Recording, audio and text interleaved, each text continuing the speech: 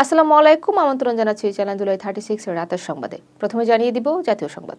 প্রধানমন্ত্রী তারেক রহমান দ্বিতীয় দিনের মতো সচিবালয়ে যান। বৃহস্পতিবার সকাল 9:10 তিনি সচিবালয়ে প্রবেশ করেন। দায়িত্ব গ্রহণের পর টানা দ্বিতীয় দিন প্রশাসনিক কার্যক্রম সরাসরি তদারক করেন তিনি। এদিন ফ্যামিলি কার্ড বাস্তবায়ন ও সারা দেশে সামাজিক নিরাপত্তা জোরদার নিয়ে আন্তঃমন্ত্রণালয় বৈঠকে যোগ দেন প্রধানমন্ত্রী। এছাড়া 5 বছরে 25 কোটি বৃক্ষরোপণ কর্মসূচি এবং জাতীয় পর্যায়ে নদী, খাল, জলাধার খনন ও পুনর্খনন বিষয়ক সভায় অংশ নেন। সকালে তিনি এনএসআই ও ডিজিএফআই এর মহাপরিচালকদের সঙ্গে পৃথকভাবে সৌজন্য সাক্ষাৎ করেন। দিনব্যাপী একাধিক বৈঠক ও দিক নির্দেশনার মাধ্যমে প্রশাসনের গতি আনার উপর গুরুত্ব দেন প্রধানমন্ত্রী। প্রধানমন্ত্রী তারেক রহমানের সঙ্গে সৌজন্য সাক্ষাৎ করেছেন 3 বাহিনীর প্রধানরা। বৃহস্পতিবার সকালে প্রধানমন্ত্রীর কার্যালয়ে সৌজন্য সাক্ষাৎ অনুষ্ঠিত হয়। দায়িত্ব গ্রহণের পর এই প্রথমবারের মতো 3 বাহিনীর প্রধানদের সঙ্গে আনুষ্ঠানিক বৈঠকে বসেন তিনি। সাক্ষাৎকালে দেশের সার্বিক নিরাপত্তা পরিস্থিতি, সশস্ত্র বাহিনীর পেশাদারিত্ব, ভবিষ্যৎ করণীয় নিয়ে আলোচনা হয়। প্রধানমন্ত্রী 3 বাহিনীর ভূমিকার প্রশংসা করেন এবং সংবিধান ও গণতন্ত্র রক্ষায় বাহিনীগুলোর দায়িত্বশীল অবস্থানের উপর গুরুত্ব আরোপ করেন। বৈঠকে পারস্পরিক সহযোগিতা ও সমন্বয় আরও জোরদারের বিষয়ে ঐকমত্য প্রকাশ করা হয়। নবনির্বাচিত প্রধানমন্ত্রী তারেক রহমানের প্রথম বিদেশ সফর নিয়ে জল্পনা চলছে। ভারত, পাকিস্তান, চীন সহ বিভিন্ন দেশ আমন্ত্রণ জানিয়েছে। কূটনৈতিক সূত্র বলছে, সম্ভবত ভুটান দিয়ে সফর শুরু হতে পারে। ভুটানই প্রথম বাংলাদেশকে স্বীকৃতি দিয়েছিল। ভূ রাজনৈতিক বিষয়েও বিবেচনা রাখা হচ্ছে। পররাষ্ট্রমন্ত্রী বিষয়টি কাজ করছে। প্রধানমন্ত্রী মন্ত্রিসভার বৈঠক সচিবালয়ে করার সিদ্ধান্ত নিয়েছেন। যানজট ও জনভোগান্তি কমাতেই এই সিদ্ধান্ত। তিনি সরকারি গাড়ির বদলে নিজের গাড়ি ব্যবহার করছেন। গাড়ি বহর কমিয়ে 4টিতে নামানো হয়েছে। ভিআইপি চলাচলে সড়ক জুড়ে পুলিশ মোতায়েন ও বন্ধের নির্দেশনা দিয়েছেন তিনি।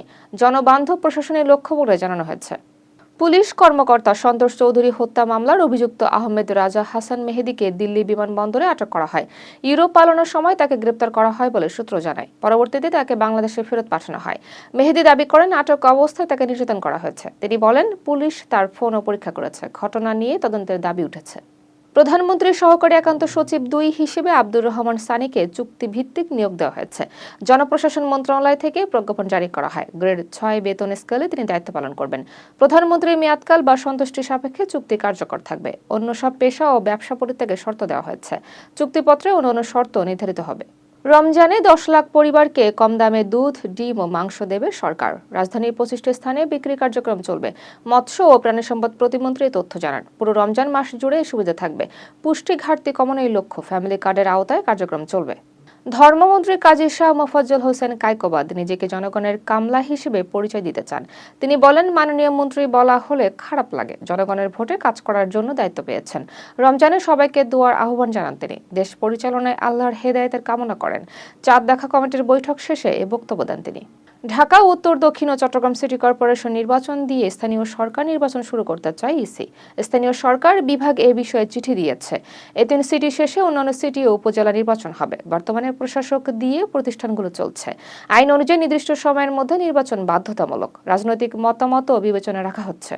টিসিবির চালানে তেলের বদলে পানি পাঠানোর ঘটনা ঘটেছে পঞ্চগড়ে। বোদা উপজেলায় একটি কার্টুনে পানি ভর্তি বোতল পাওয়া যায়। শ্রমিকদের সন্দেহ হলে কার্টুন খুলে বিষয়টি ধরা পড়ে।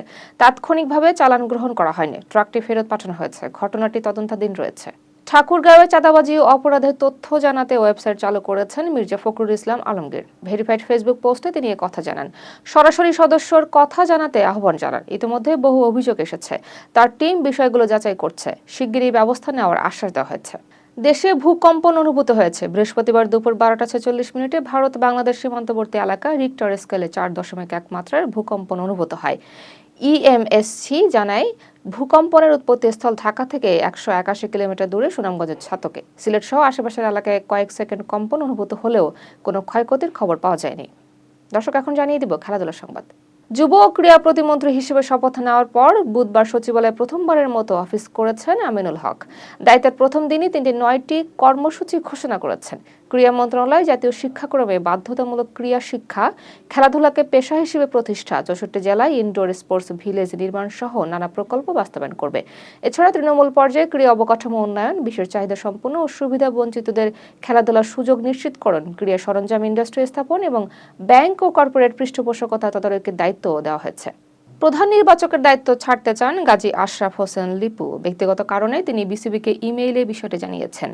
এই শূন্যস্থান পূরণে হাবিবুল বাশার সুমনের নাম বিবেচনায় আছে। বিসিবি ইতিমধ্যে তাকে প্রস্তাব দিয়েছে। বাশার সিদ্ধান্ত নিতে সময় চেয়েছেন। বোর্ড তার অভিজ্ঞতাকে গুরুত্বপূর্ণ বলে মনে করছে। এশিয়ান কাপ বাছাইয়ে সিঙ্গাপুরের বিপক্ষে খেলবে বাংলাদেশ। হামজা চৌধুরীর ইনজুরি নিয়ে শঙ্কা থাকলেও তিনি আশাবাদী।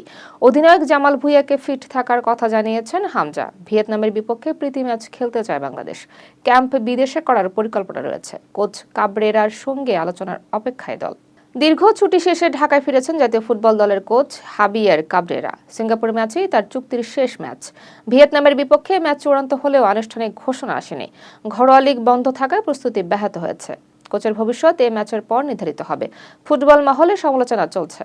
লিওনেল মেসি ও সার্জিও বুস্কেতাস একসঙ্গে সর্বোচ্চ 653 ম্যাচ খেলে বিশ্ব রেকর্ড গড়েছেন। বার্সেলোনায় 569 ও ইন্টার মিয়ামিতে 84 ম্যাচ খেলেন তারা। IFFHS এই তথ্য প্রকাশ করেছে। পেশাদার ফুটবলে এটি অনন্য কীর্তি। বুস্কেতাস 2025 শেষে MLS থেকে অবসর নেন। রেকর্ডটি দীর্ঘদিন অক্ষত থাকবে বলে ধারণা করা হচ্ছে। নাপোলিতে অপমানের কথা প্রকাশ করেছেন ভিক্টর ওসিমেন। মৌখিক চুক্তি ভঙ্গের অভিযোগ তুলেছেন তিনি।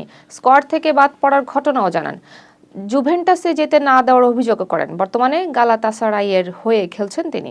চ্যাম্পিয়ন্স লিগে জুভেন্টাসের বিপক্ষে দুর্দান্ত পারফরমেন্স করেছেন। কক্সবাজারে রোহিঙ্গা শরণার্থী শিবির পরিদর্শনে পৌঁছেছেন জার্মানির সাবেক ফুটবলার মেসুত ওজিল ও তুরস্কের প্রেসিডেন্টের ছেলে নেকমেদ্দিন বিলাল এরদোয়ান।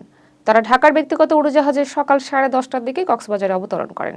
প্রতিনিধি দল রোহিঙ্গা শিবিরের বর্তমানের পরিস্থিতি ও মানবিক সহায়তা কার্যক্রম পর্যালোচনা করবেন। শিবির পরিদর্শনের পর ঘুমধুম ইয়াহিয়া গার্ডেনের টিকা কিচেন সেন্টারে ইফতার করবেন তারা। দর্শক, এতক্ষণ সাথে থাকার জন্য ধন্যবাদ।